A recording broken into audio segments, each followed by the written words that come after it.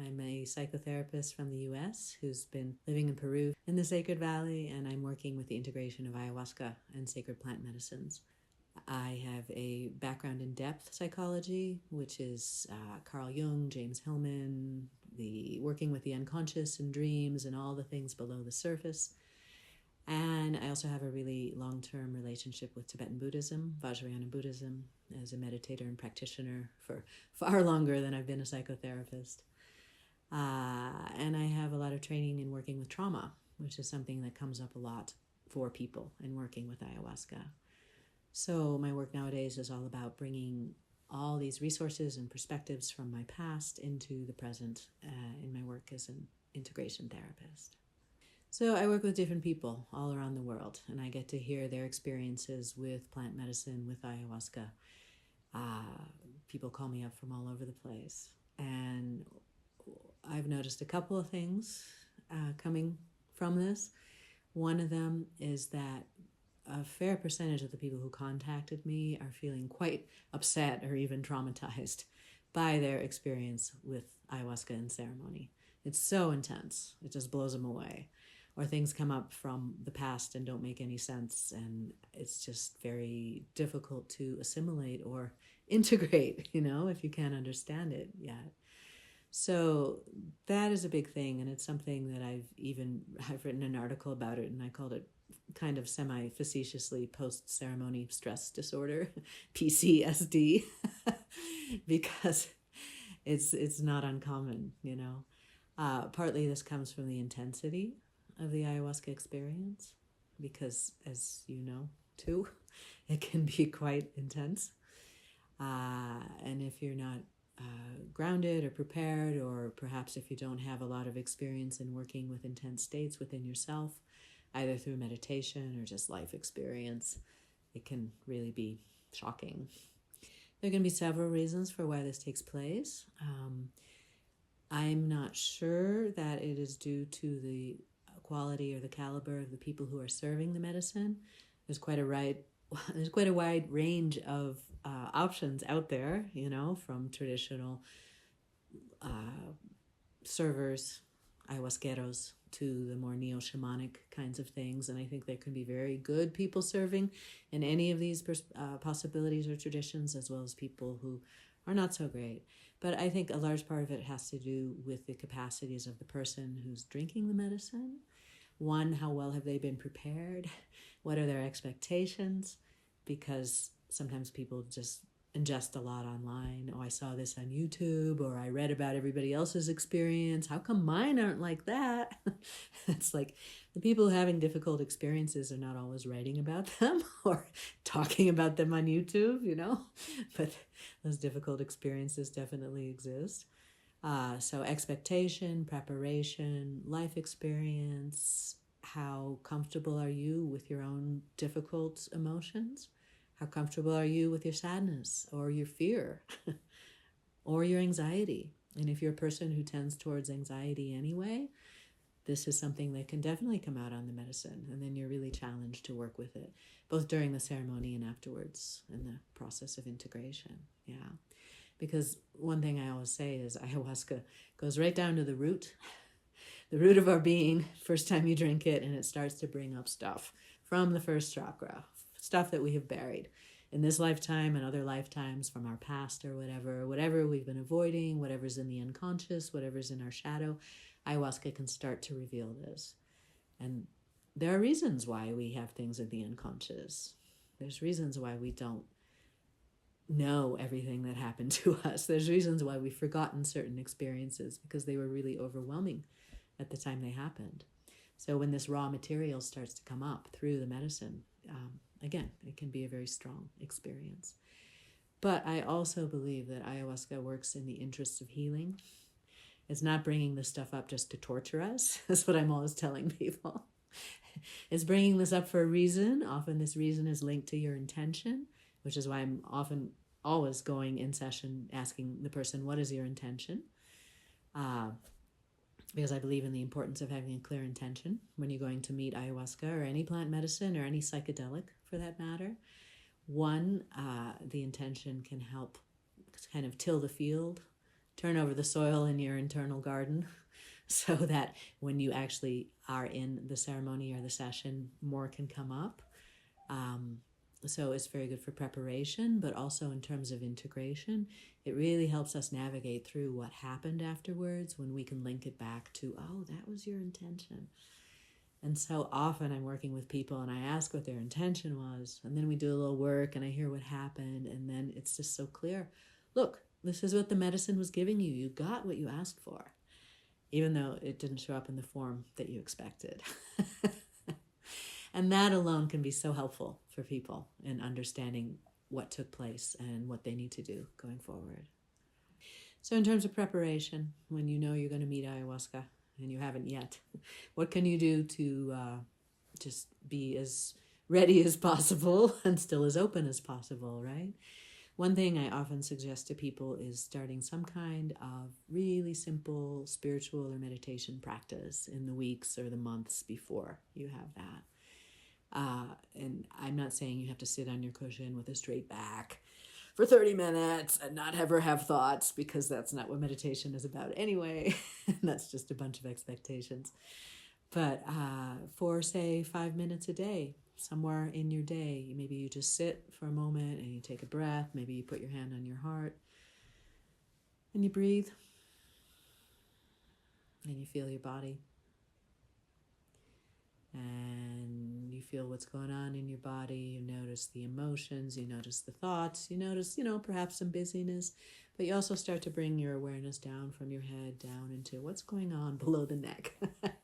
Because there's so much below the neck that we don't normally pay attention to. And this is kind of the area ayahuasca is going to be working in also, the emotional body, basically. So just finding 5 minutes a day to sit and breathe. Maybe a little bit of touch can help, hand on the heart or hand on the belly. Feeling your energy come down, allowing your awareness to open, allowing yourself to detach from the mind that's always thinking, or just release that a bit and become a little more present, And it could be 3 minutes a day, and it could be every other day, and it could be something you do when you get up in the morning, or maybe right before you go to sleep at night, Any kind of practice like that to ground yourself. That's just a very simple possibility. Other ways to prepare for it. I really like to suggest to people that they start to track their dreams beforehand as well as after, because the language of our dreams seems very similar to the language ayahuasca speaks to me. It's the language of the unconscious or subconscious. And the more practice you have in being aware in your sleeping state or recalling what you've dreamed the moment you wake up and writing it down in your dream journal, the more lucidity you may have in the actual medicine journey, or the more capacity to bring back all the experiences that happened. So that's another possibility from the depth psychology world. And finally, I think something really important to cultivate is just your attitude when you're going in to meet the medicine. Just to understand that you're going in and you're going to be having a relationship with this plant, spirit. It's intelligent, it's sentient, and it works with your own inner healing intelligence, in conjunction with it. So you're going into a realm or an experience where you're going to be connecting with these forces, which are strange, which are new, but also kind of intriguing. You wouldn't be going into the ceremony otherwise, right?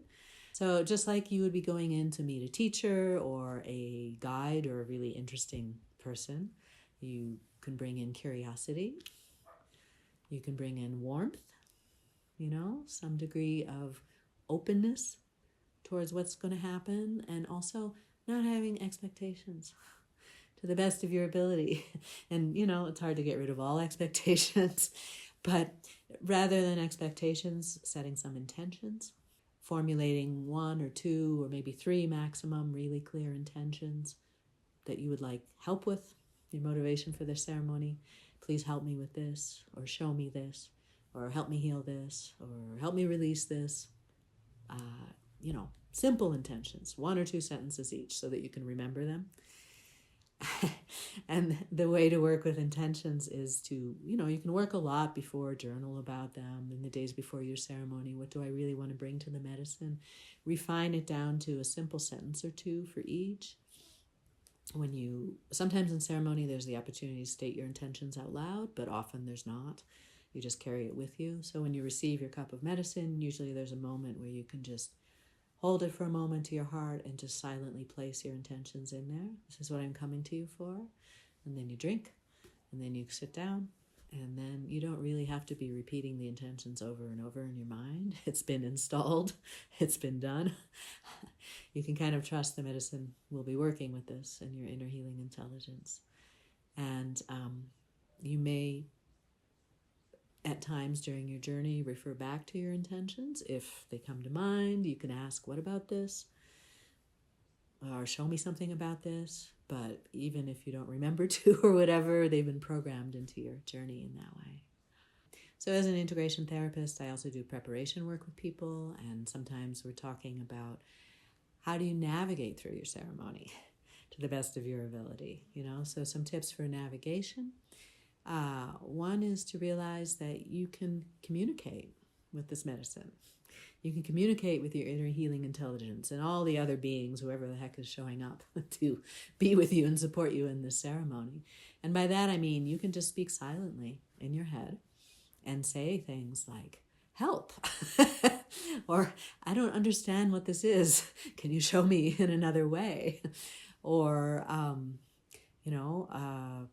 tell me more about that, or where does this come from? If you want more information, right? So just silently framing these things in your head, sometimes the answer comes, boom, immediately inside. It's like a voice whispering in your ear, only it's not even auditory. It's just a known response. It's a felt sense of, oh, this is the truth, And remember also in the ceremony that what you're really doing here is collecting information, gathering wisdom, allowing things to release and purify. You're getting as much experience as you can. So if you want to analyze things or wonder about them or go, was that real or not? You can do that after in integration. During ceremony, it's really time to just be amassing experience, right?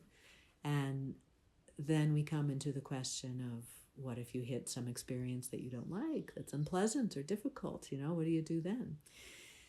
The breath is always a really good thing to come back to.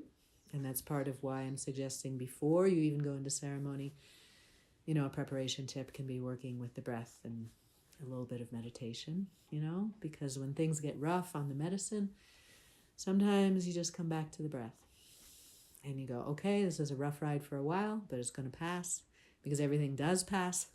All ayahuasca ceremonies are temporary. However hard your experience, you're going to know that you're going to come out of it. And if you can just come back to your breathing, or maybe to your hand on your heart, or a little bit of touch here or whatever, sometimes that can help ground you in a rough time or a difficult time. Sometimes we hit things that are really hard and our whole body's like, no, I don't want to do this, And, I always say the best thing is to surrender to the best of your ability. And I agree with that. But sometimes our bodies are wired in such a way that it's not possible to surrender. In fact, what might be coming up is the resistance, the trauma imprint or whatever that was like bracing and saying no to whatever the impact of that was. So in those cases, you just do the best you can and you don't beat yourself up for not being able to surrender, especially afterwards, but also during, One more thing I often talk about in navigation, always in terms of navigating with ayahuasca, is purging, because the purge is going to come in one form or another. Classically speaking, it's vomiting. It's notorious or famous for engendering vomiting. And it's really important to know this is not just a side effect. This is an essential part of how this medicine works. It cleans us out from the inside. And it cleans out not just the dinner or lunch we had, or the bad habits or the foods that we've been eating, but also it cleans out past emotions and trauma and, shadows on our DNA, ancestral implants, or imprints, it cleans out a lot from the past. So whenever vomiting comes, you just do it as gracefully as you can, even though it's not exactly fun. It gets easier over time. And, you can be grateful for whatever it is that's leaving your body, because it's not coming back anymore. It's a permanent thing. Other forms purging can take are, pooping, diarrhea, shaking, trembling, waves of heat, waves of cold, tears, yawning,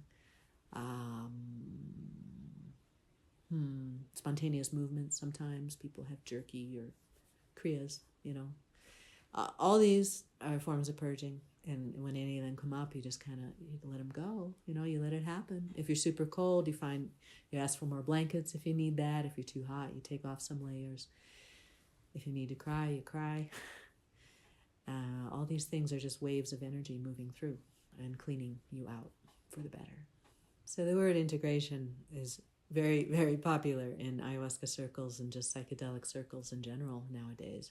Everybody's talking about integration. But what does it really mean, and how do you do it? That's the part that hasn't been codified. There's no, 10 commandments of integration or 3-step process. This is how you do it. And I find this just so interesting, because there's so much interest in it, and yet there's a lot of confusion about what integration really is. And I've obviously spent a lot of time thinking about it as an integration therapist. So some thoughts that come to mind are that, one, integration is as complex and unique as the individual. It's as complex and unique as your ayahuasca experiences were, or your psychedelic experiences were. Nobody ever has the same ayahuasca ceremony as another person, right? And that's due to the uniqueness of your psyche, because the medicine is going inside and working with your unconscious, your subconscious, your past history, your ancestors, your DNA, all that stuff. So in that sense, your integration process needs to be equally unique, yeah?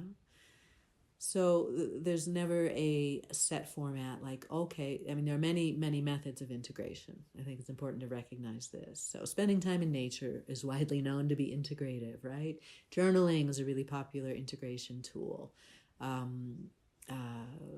Breath work is suggested sometime for integration. Creativity, putting your visions into creative form, painting them or drawing them. There's so many examples of integrative tools or methods or practices. But the one or the ones that you need to do are unique to you. And this requires some discernment. In part is kind of based on what did you receive from your ceremony, which is why I always recommend to people after your ceremony, write down everything the next day. Everything you can remember before you start to talk about it, before you start to interface with the world again, just take your journal and write down everything you can remember.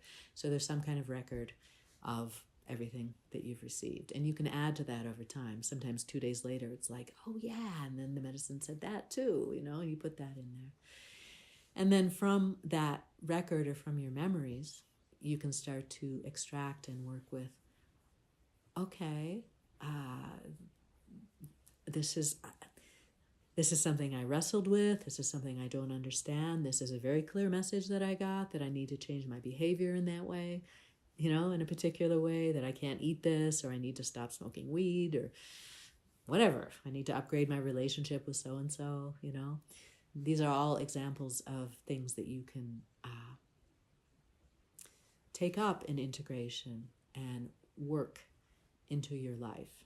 Because my definition of integration, just briefly, is taking what we've received from the medicine, from the ceremony, and weaving it into our lives, making it real in the world. How does it make a difference for me in my life right now, right here?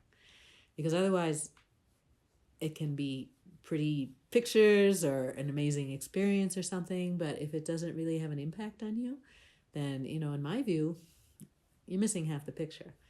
People do these things recreationally also, and I don't mean to say that's bad, but I'm just working on a different level of assimilation with this. Another way to look at integration is that it's like digesting, right? Really taking into yourself and digesting all the nutrients that came up, all the pieces that came up from your unconscious or subconscious, all the insights that the medicine gave you. When you really take them into yourself, sometimes you just naturally start to change too, right? If you really, really take it seriously. So integration doesn't always have to be about, I want to do this, this, and this, although I think that can be part of it. Sometimes there's just this natural evolutionary process that happens in this kind of work. What is integration in the indigenous context, right? Indigenous people in the Amazon have been working with ayahuasca for hundreds, if not thousands of years, and yet you don't really hear anything about integration circles. So I got very curious about this and explored a bit anthropologically, and it seems like, yeah, I mean, integration for indigenous people can be just taking a walk or laying in your hammock and smoking your pipe, or maybe getting together with the other men in the village who you drank with and comparing your visions so you can decide which actions to take. Oh, we should plant more crops in this field here, or move the village, or hunt animals on Thursday, or whatever, But, this whole big structure of integration that we have developed in the West really comes from the psychedelic tradition, from what I've been able to determine, from the work that started, Timothy Leary, Stan Groff. How long is it now? 50, 60 years of psychedelic research, both above ground and underground. And there's a big emphasis on integration there. So I think that is where it has come from. And I think there's a particular reason why, or a couple of reasons why we as Westerners need this particular approach. One is because we have very mental minds. We're very tied up in our minds. And the whole idea of, I have to integrate gives our minds something to chew on, which can be useful. Another thing is that we tend to be disconnected from ourselves, from each other, from the planet, from nature, from God. Disconnected in so many ways from our bodies, right? And this is the result of trauma, I feel. And this is also a big reason why we come to plant medicine or ayahuasca or psychedelics for healing. We're looking for connection. But in order to reweave those connections, the plants, ayahuasca can really open things up and start things, but we need that integration process to start to solidify those reconnections, resolder them in a way, if it's a circuit board. I worked as a psychotherapist for 20 years in private practice, and I'm still working as a therapist, just in a different context. But in my practice, I would see the person sitting across from me, and I would just see sort of energetically how something was not in order in a way. And, first I just called it disconnection, and later I started to realize, this is the result of trauma. And trauma is not just a big event that happened in your life, it is not just rape or fire or murder, although those events can indeed be traumatic. Trauma is anything that has happened that was overwhelming to your nervous system at the time it happened. So an event that seems like nothing to an adult can actually be quite traumatic to a child whose nervous system is much more vulnerable and needs much more protection, right? So I really encourage people I work with to start to look at, what happened in the past, not from the point of view of just having a story to tell, but from the point of view of being able to connect these very strange emotions that are coming up in ayahuasca ceremonies with something that may have happened, that maybe they felt these emotions before, in other words. This is not the first time you felt this emotion, perhaps. This fear or this sadness or this terror or whatever, this could be something that you felt as a baby or as a small child because your mother was always going off to work and you were left alone at a much earlier age than you should have been left alone. And none of this is to blame any parents, anybody's parents, it's more like just looking at what was the impact of this on your system and what is the imprint that has been left on you that's still there. See, that's trauma right there. The imprint in the nervous system that remains to the present day. So trauma is not just PTSD, which refers to major things. It can also be developmental. Long-term things occurred in growing up. If you grow up in a household where, say, your father's alcoholic and your mother's whatever, absent or not paying attention to that, or your parents are fighting all the time, there's a lot of tension there that can really imprint the child in some ways.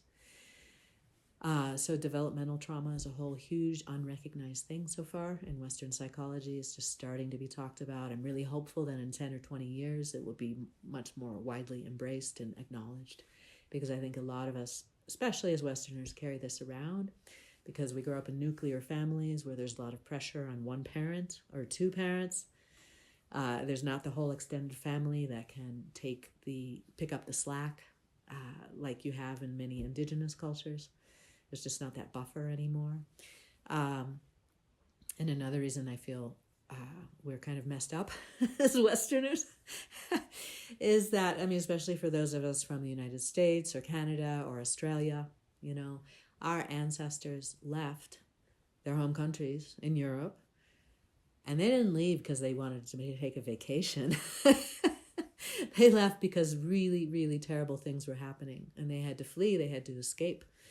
They had to go start a new life somewhere. And when they started their new life, usually the pattern is, we're going to make something happen and we're going to leave the past behind. And we're not going to talk about it. We're not going to remember it. We're going to just shove it away. And all that past ancestral trauma goes into the DNA in some way, energetically, and affects us and is transmitted down through the lines. I've also trained in systemic family constellation work, which is a really interesting way of working with what's passed down through generations. And it really shows visually and somatically, super clearly, what people can be carrying that comes from the past. And ayahuasca is another way of going into that and starting to clear that out. I've seen things from my ancestral lineage, the past, I had no idea were there. No idea. I never would have imagined, you know, but I can't deny it, you know. So those two things with regard to three things with regard to Westerners, our overactive intellectual mind, our disconnection, which is due to trauma, and then the whole burden of ancestral trauma, and our disconnection from our own indigenous roots. Because everybody on this planet has indigenous ancestors at some point back in the chain. But for those of us who come from European stock, you know, our ancestors were persecuted and tortured or burned at the stake often for practicing in pagan ways or indigenous ways. And our authentic indigenous European roots have been largely severed or cut off. And I feel like we suffer greatly as a result of that. Seeing in my work as an integration therapist that there's a real need that people have for some support and guidance and deepening their understanding of what their integration process can be. Again, what does integration really mean? It's different for each person, right? And at the same time, there are really very few people working as integration therapists. I know 1, 2, 3, 4 maybe. It's you know, and also the people who serve ayahuasca are not necessarily integration specialists, just as those of us who are integration specialists don't necessarily serve the medicine. They're very different arts and practices and skills. So thinking about all this and writing a lot about this, because before I was a therapist, I was a writer. So for the last 6-7 years, I've been doing a lot of writing about ayahuasca on my blog and in my website and articles, things like that. It made me really see that there's a need for even more support than I can provide in one-on-one sessions. I really dialed into some very juicy topics for integration that I could provide some support for people with.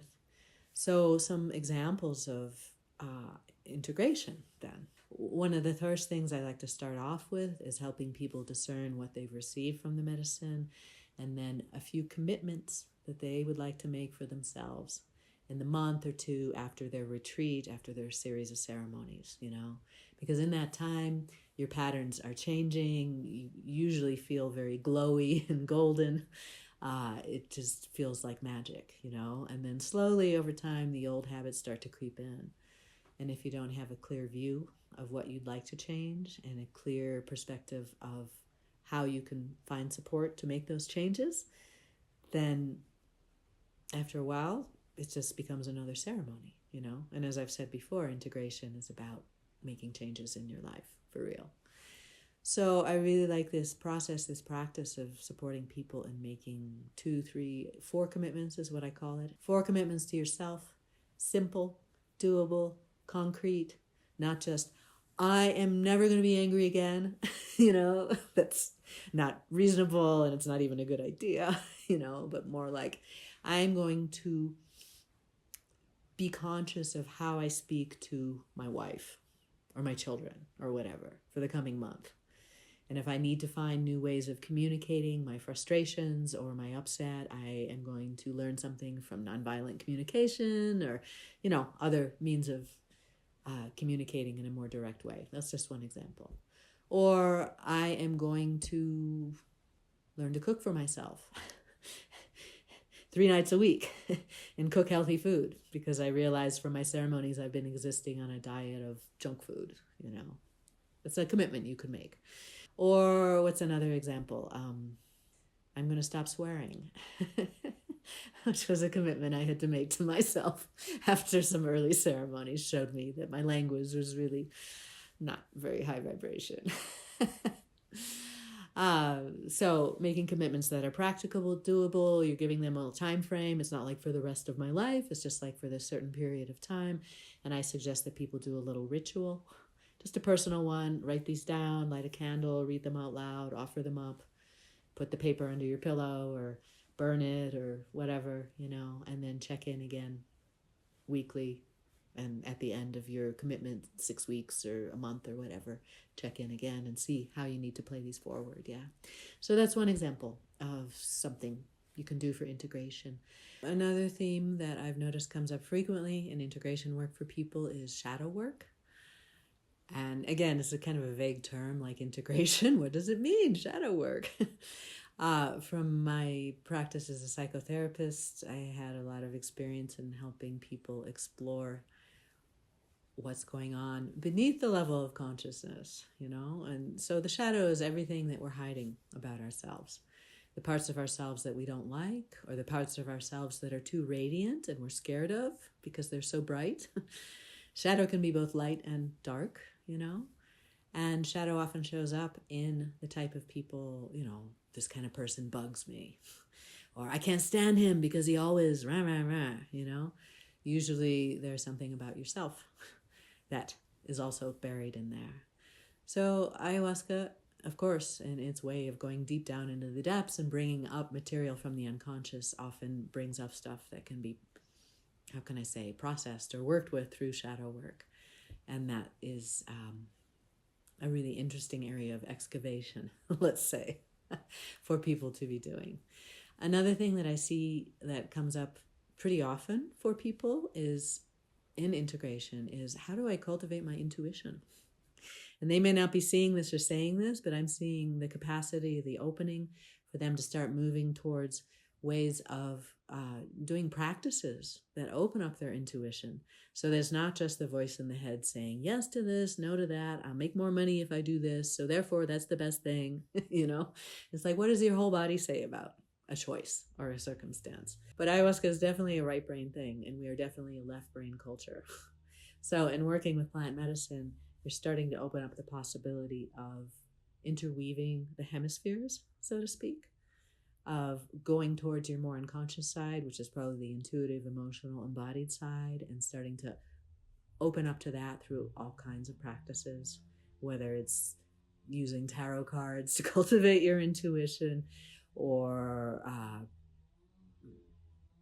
exploring the somatic implications of your emotions in your body, or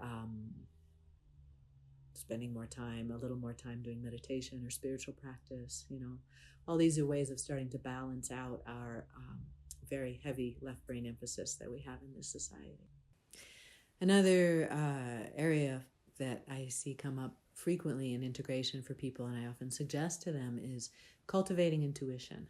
Yeah, because this is something that's really overlooked in our society. We're a very left brain society, very logical, very factual. How much does it cost? So good. If it makes money, that's a good thing. But all that really ignores the whole emotional component, the embodied component, which is where our intuition lives. Our intuition is not a left brain thing. It's a right brain thing. So I think it's also important to acknowledge that integration is not something that's specific to plant medicine or psychedelics. That, in my view, integration is something that we are doing every moment of our lives if we're on the path of growth, right? We're learning, we're taking in new information, we're changing as a result of that. And whether that information comes from a book or a therapy session or a medicine session, in that sense, it's all integration, right? I feel so fortunate to be doing the work I'm doing nowadays, because I can really see how everything that I have done in the past in my life, from the time, well, I was a baby, really, and what happened to me then, and then all through childhood and all the experiences I've had as an adult are really feeding into my work as an integration therapist, and the opportunity I have to draw on things I've learned, things I've gathered, life experiences, things I studied as a therapist or learned in my practice, tools, techniques, approaches, and bring them to ayahuasca in the form of integration, So for me, it's a form of service, and I don't serve the medicine directly. I don't pour the medicine, but this is how I can serve, is by bringing my life experience in support of the medicine. And I really feel like my relationship with the medicine in particular is very personal and very intimate. And we've been together a fair amount of time now, and I've done a lot of ceremonies myself and a lot of my own work, plus the work I've done with dieta in the Amazon, drinking other plants and working with the spirits of other plants. And just about all that has been in the interest of my own healing. I want to learn, I want to grow, I want to release the trauma I'm carrying from my past and from my ancestors' past, And so much clearing and cleaning has happened from that. And I just feel this ongoing deep connection with the spirit of the plants. And I feel very fortunate to be in a position where I can offer, where I can be a bridge between the Western mind and then the spirit of the plants, and communicate what the plants may be doing or saying to people and help people understand how they can work more deeply with plants. So I first met ayahuasca, I think it was in 2014, yeah. And I was in Hawaii, and Hawaii is one of the places where ayahuasca grows quite profusely. It's all over the place now. So I wasn't planning on this, but I happened to connect to a ceremony, and I wanted to go. So I went, and I met the medicine, and it was quite significant for me, very powerful, very strange. I remember thinking for a while after, I don't know if I'm going to do that again.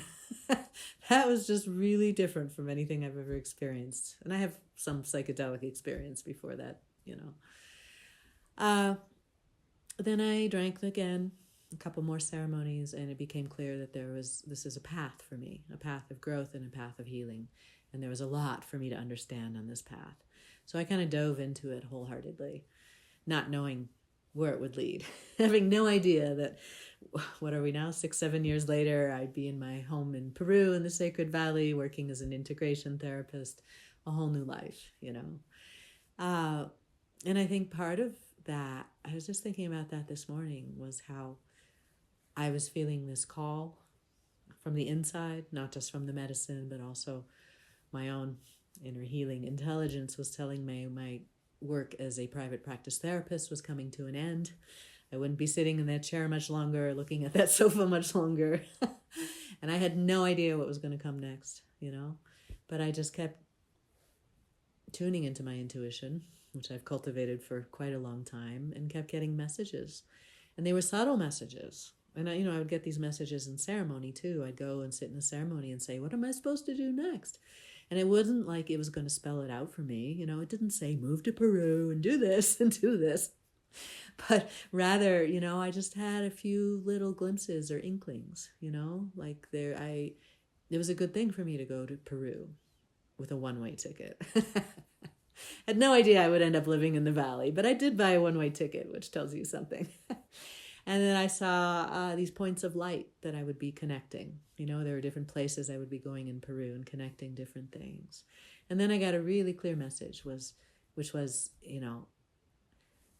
the wind can't fill your sails until you leave the harbor. I feel that even now, you have to have the courage to leave what you've known and go out into the open water, and then you're going to be taken care of, was kind of what it said. But you're not going to get to know it in advance. And you never do, It doesn't spell out things for you in advance. And this is why, another reason why I often support people in cultivating their intuition, because it's another language that ayahuasca can speak to you through, can activate. If those channels are open, the synchronicities can come, the confirmations can come.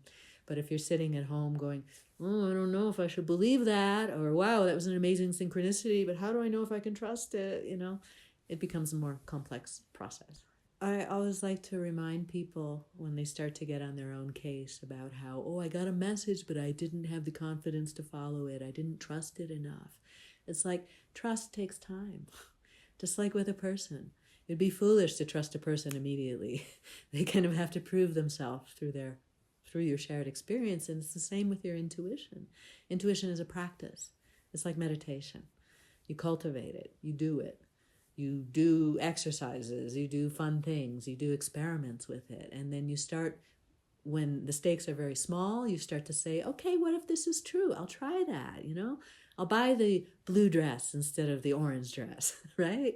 Or I'll go to this park today because my intuition is telling me, and not do what I planned, And you just see what happens from that, right? And over time, in cultivating this relationship, you start to develop the confidence and the trust that, yes, I can rely on my intuition. I can rely on my felt sense and what my body's telling me.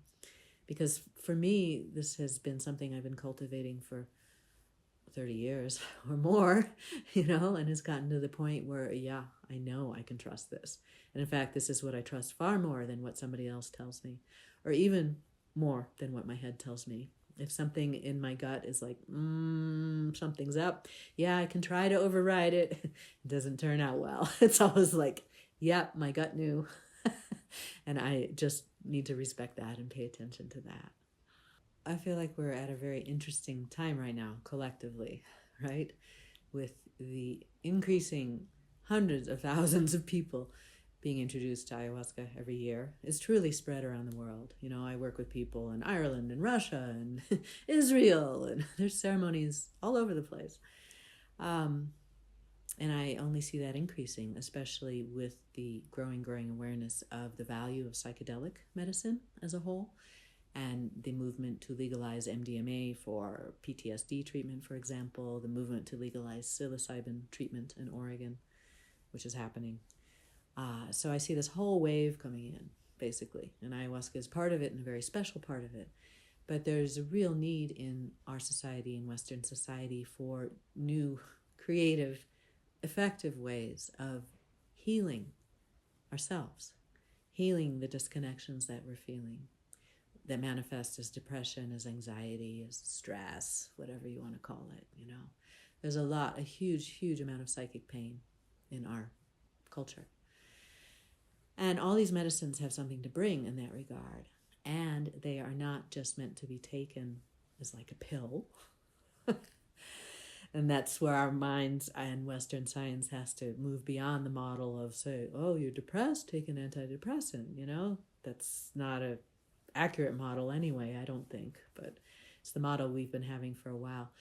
When you're working with psychedelic medicine or plant medicines, it's embedded in the context of set and setting, the matrix of the situation that you take it in, and the matrix of your whole life, and how you work with it afterwards, which of course is integration.